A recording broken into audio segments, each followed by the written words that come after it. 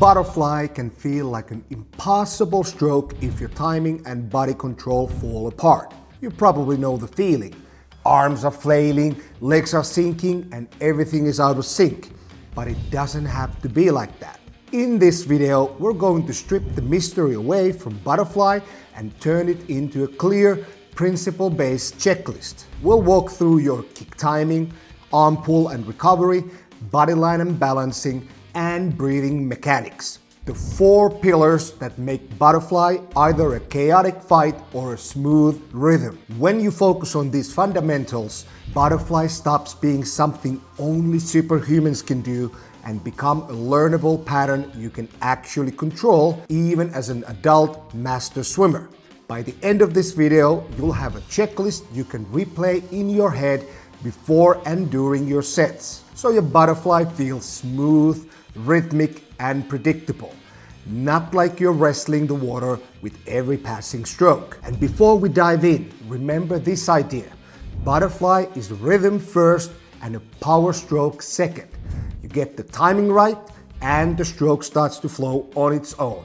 So let's build that rhythm step by step. Before we go into it, if you want to understand why butterfly feels easier when the timing works and how to structure your training sessions so your technique actually sticks, I highly recommend grabbing my free ebook, Training Principles for Master Swimmers. It breaks down the science behind adult skill acquisition, fatigue management, and session design so you can train smarter, improve faster, and avoid the frustration cycle that so many master swimmers fall into. I wrote it specifically for adult swimmers who want clarity, structure, and real progress.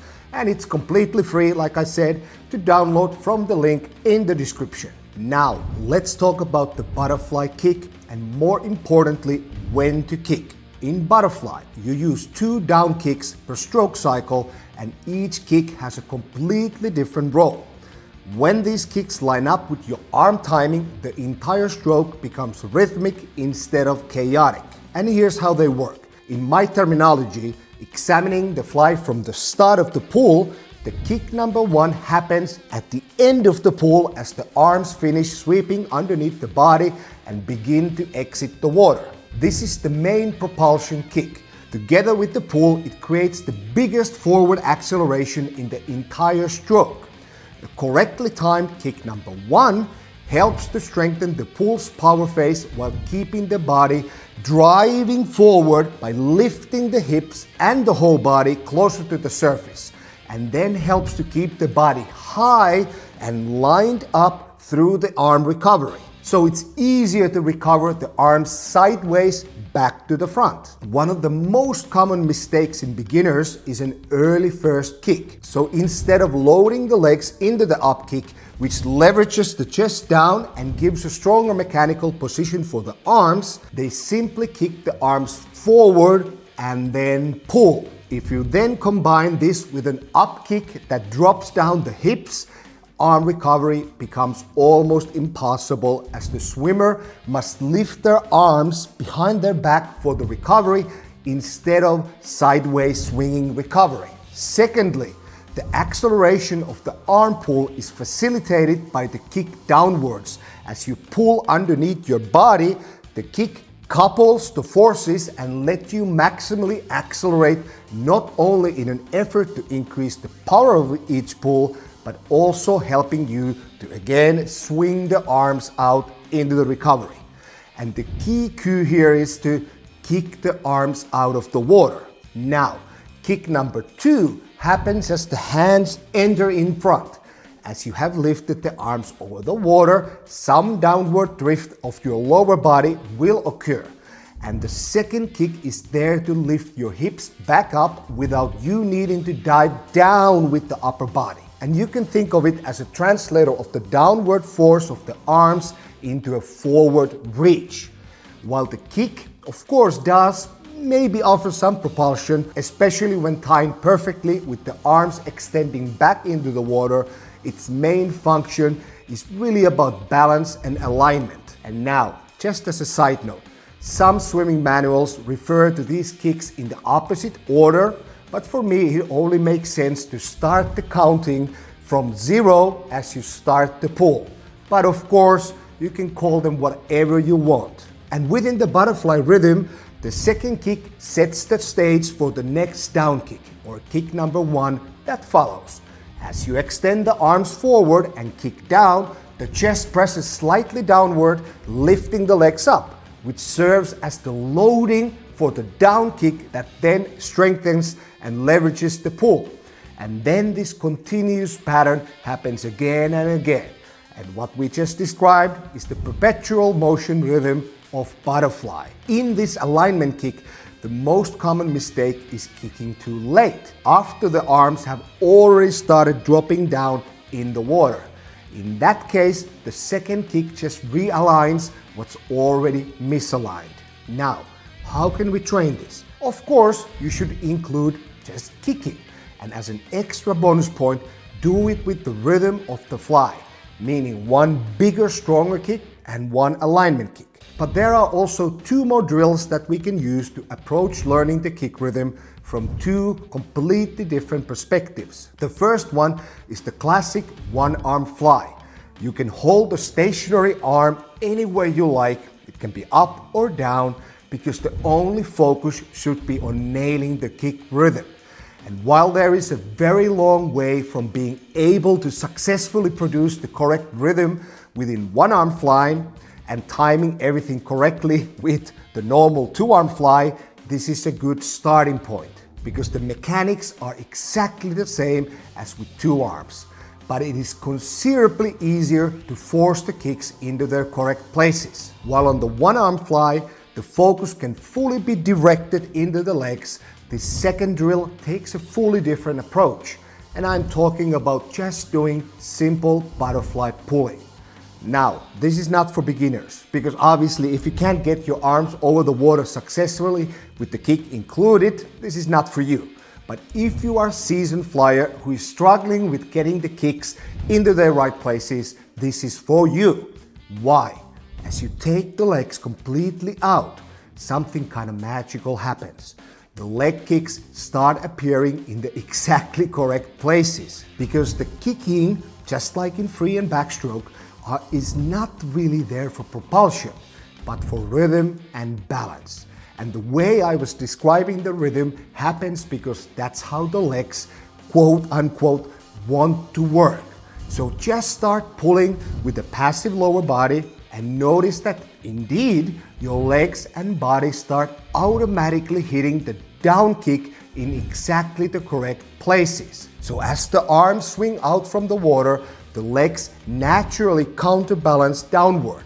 And to keep yourself afloat, the legs will kick again as you shoot your arms into the water. And as you gather some reps, and please use very short distances like with all fly pulling drills, you become aware of this natural tendency, and then you can start adding a little bit of oomph into those kicks. And voila, you are kicking in the correct rhythm. And that rhythm is butterfly. After you timed your kicks correctly in relation to the upper body, we can start working on the main producer of propulsion in your butterfly, your arm pull. And while technique matters, the single most important thing here is your ability to create accelerated force, enough to drive the body forward and maintain momentum through the arm recovery. So before you start overthinking your angles and your arm shapes, make sure you can accelerate your arms backward with somewhat bent elbows.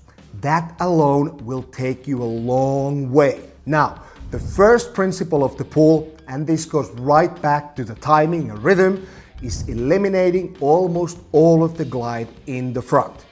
Because as the arms enter the water around shoulder width apart, you can extend forward slightly while the chest drops down, but as soon as you feel the arms straighten, you should begin shaping them into your catch position. And here some differences naturally exist between individuals based on their strength levels and especially the distance they're swimming. Less powerful swimmers who willingly torture themselves with the 200 fly will often benefit from going a little wider and then swirling the hands from the outside in toward that catch position. More powerful sprinters, on the other hand, should aim to maximize stroke length by only slightly opening the arms and especially the elbows to align the upper arms better with the lats. In either case, your goal is the same.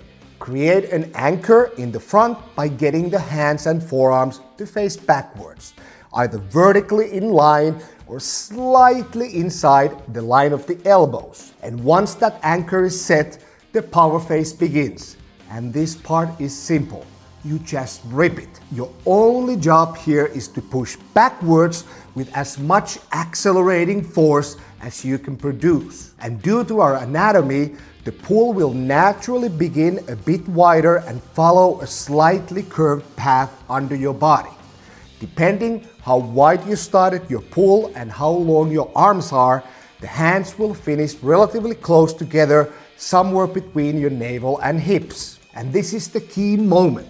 Instead of continuing to push straight back, start rounding out to the sides in preparation for the arm recovery. And this brings us to the recovery phase, which is often the part of the stroke that makes or breaks butterfly rhythm. A lot of the struggle comes from the misunderstanding how to finish the pull, especially because the classic cue is still pull all the way through. And the problem is this. If you push straight back until the elbows lock, you're forced to lift the arms over the water instead of launching them to the sides with the momentum you've already created under the water. You absolutely want to pull as long as possible, but only to the point where you can still swing the arms out of the water using that momentum. And if I had to choose between cutting the pull a little short or ending up with a tense, kind of forced recovery, I would favor shortening the pull every single time. Because a relaxed, swinging recovery will always beat a long, kind of muscled pull that kills your rhythm. So here's how a successful transition from the end of the pull into the recovery happens. As the hands naturally come closer together underneath the body, somewhere near the hips, you redirect the force outward. This lets the momentum of the pull project the arms to the sides and out of the water. That circular exit gives you a relaxed swing that sets up the entire recovery motion. The recovery itself should skim close to the surface and stay in a natural wide arc, not lifted high and not dragged behind you. You'll need a little lift, of course, but the goal is to keep that lift to an absolute minimum, because the biggest mistake in butterfly recovery, and often the thing that destroys the whole stroke, is trying to muscle the arms over the water. And you can test this right now on dry land. Swing your arms loosely out to your sides and up. That feels easy, right? Now, try lifting them behind your back first. Every centimeter you take them behind your torso makes that swing dramatically harder. And that's the whole point of the recovery. It's literally named recovery for a reason. It should feel easy and relaxed. And don't obsess over the classical cues like pinkies up or how much to bend the elbows. Just let the arms swing forward, because major effort in tiny micro details usually does far more harm than good. Okay, so that's the theory. What about the practice? How do you polish a movement that, when done in full swimming context, often takes the wind out of you, which pretty much guarantees you won't improve the skill? And the answer is to upload the accelerating movement pattern into your nervous system by making the movement as easy as possible. And nothing teaches you to accelerate the arms through the stroke into a swinging recovery quite like vertical butterfly bottom jumps. You just need a relatively deep pull and a willingness to look ridiculous. And just like with all drills, it only works if you actively imagine yourself swimming fly. Drop into a squat underwater and bring your arms overhead like you're setting up a butterfly pool. Imagine catching the water at the top and then jump vertically out of the water while pulling the arms down like a butterfly stroke. And as soon as your body breaks the surface, sweep the arms out to the sides and let them recover back to the top while your body is in the air. When your hands reach roughly shoulder width, drop back down to the bottom and repeat. And it might take a little time to get the rhythm, but once you do, you get an incredibly clear sensation of accelerating the arms and letting them float freely into that recovery. And here's where you get instant feedback. If your arm recovery drifts too far behind your body, you'll fall forward. And if you don't accelerate the pull enough, you won't feel the swing of the arms back to the top at all. And even though there's a big gap between this drill and executing it in full butterfly, butterfly pull bottom jumps are an extremely effective first step in learning the most important element of the pull, acceleration. And once you've felt the acceleration pattern with the bottom jumps, we can start isolating the pulling mechanics. And one of the best drills for this is the classic butterfly pull surf drill. But only if you do it correctly, because the cueing matters a lot here. So you start from a floating position and perform only the underwater pull part of your butterfly stroke. You press the chest down first and feel how that naturally loads the legs upward. Then you set your catch, anchor the forearms and pull straight back with accelerating force. If you time it correctly, you should be catapulted forward and end up surfing across the surface of the water. And the idea behind this drill is straightforward. You get to slow things down and truly feel the pull without the chaos of full stroke butterfly. You can take your time shaping the catch, anchoring into the water, and then accelerating the pull with intent. And the distance you travel on the surface gives you immediate feedback on how successful the pull was. If you surf farther, you did something right, and if you don't, you just didn't. And once you learn to accelerate the pull and carry that momentum into the recovery, the next piece of the butterfly puzzle is how your body moves around that pull. And this is where balancing your undulation and body line comes in.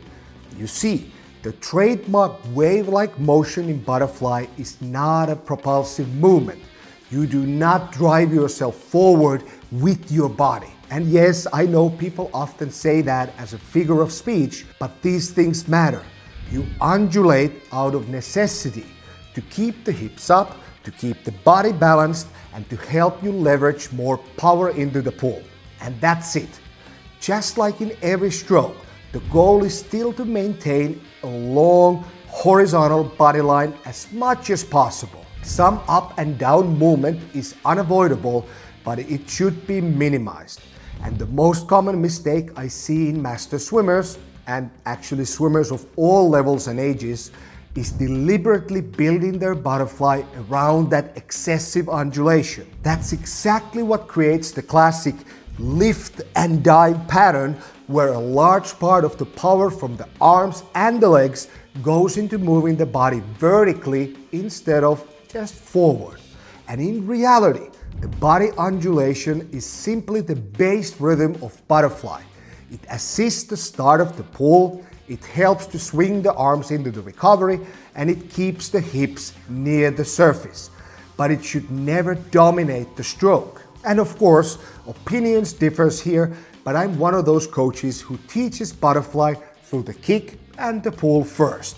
The undulation usually appears naturally once the swimmer understands two key things. First, that after the arms enter into the water, pressing the chest down helps bring the hips up and keep the arms traveling forward instead of down. And secondly, to apply maximum force during the pull, the chest has to straighten back out again as the arms accelerate backwards. And once those two pieces are in place, the whole undulation pattern kind of organizes itself naturally, without you needing to spend an inordinate amount of time learning how to undulate. Because the body does it on its own as a response to the pull and the kick, not because you're trying to perform a wave. And that's really all undulation is for. Keeping the line long when the arms land out front and helping you load more power into the pool. Nothing more dramatic than that. Now, when you're swimming slower or trying to survive a 200 fly on long course, the undulation in front will naturally become a bit more dramatic because you can essentially rest for a split second at the start of the stroke. But even then, you should never exaggerate that motion. And when it comes to training this skill, what you don't do is actually more important than what you do, because I don't have any magic drills for this. The real solution is avoiding butterfly sets that encourage survival patterns.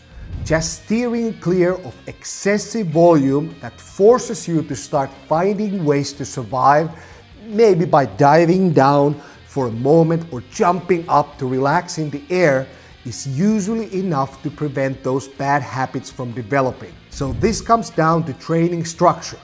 Other strokes can be trained slowly and over full pool lengths, but butterfly absolutely cannot. I have a full-length video on how to train fly without learning survival butterfly, and I'll link it in the comments. But the short version is this: you do not need to swim full pool lengths of fly.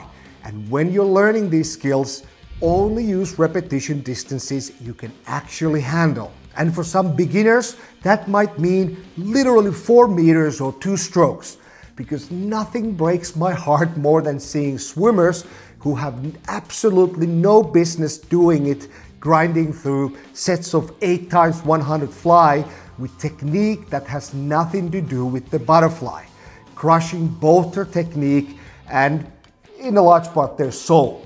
So use whatever distances allow you to keep the mechanics crisp and your focus deliberate. And when you're working on your kick rhythm, your pool mechanics, or your body line and balance, don't integrate the breathing yet. In drills, you can use a snorkel, and fins are fine too.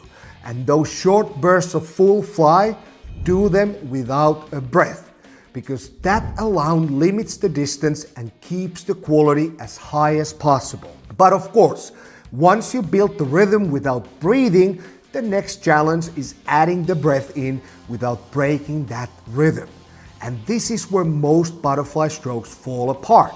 You can hold perfect timing for a few strokes, but the moment you add in a breath, everything changes.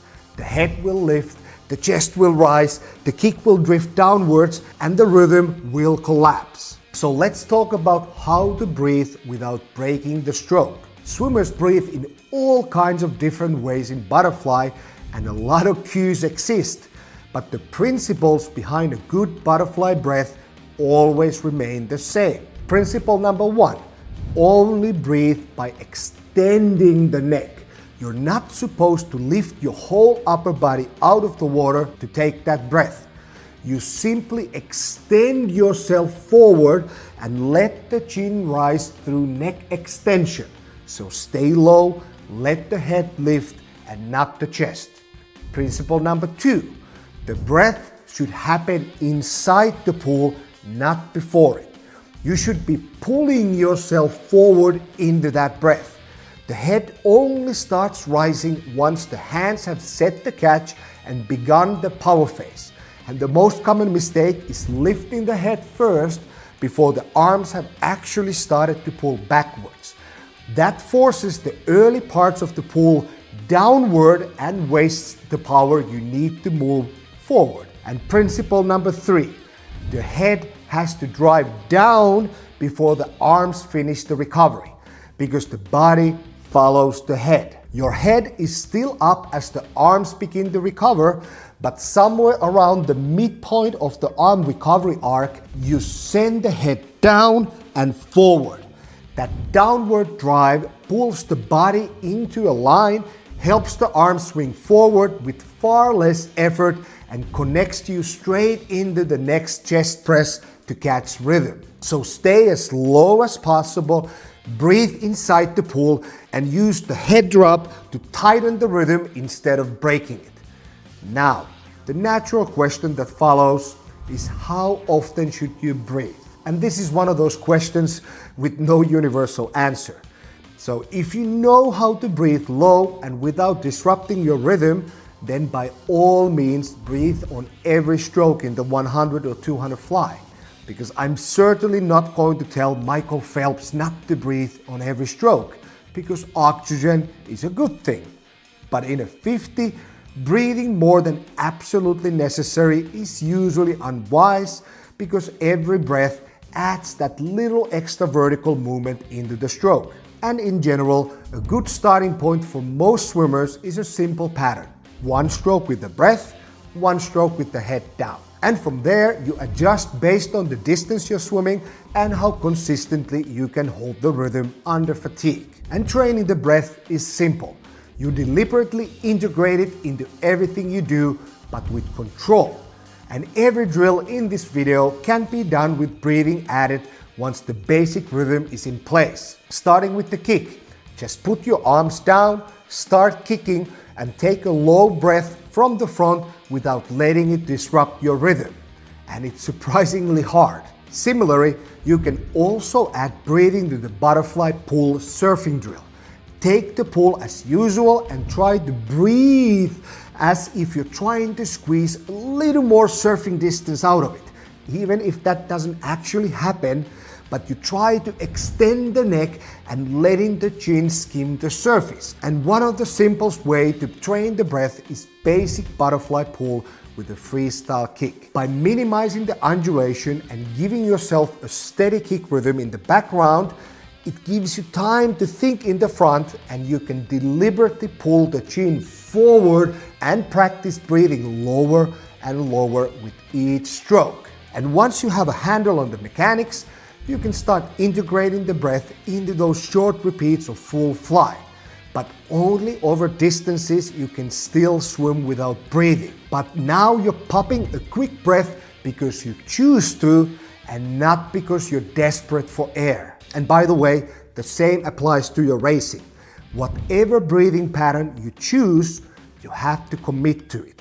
Because the moment you start breathing because you have to, the race is usually over. Because oxygen depth is now making the decisions for you instead of you staying in control of your stroke. And when all these pieces click, your kick rhythm, your pulling mechanics, and the acceleration, body line and balance, and a forward driving breath, butterfly stops feeling like a fight. It becomes organized rhythm.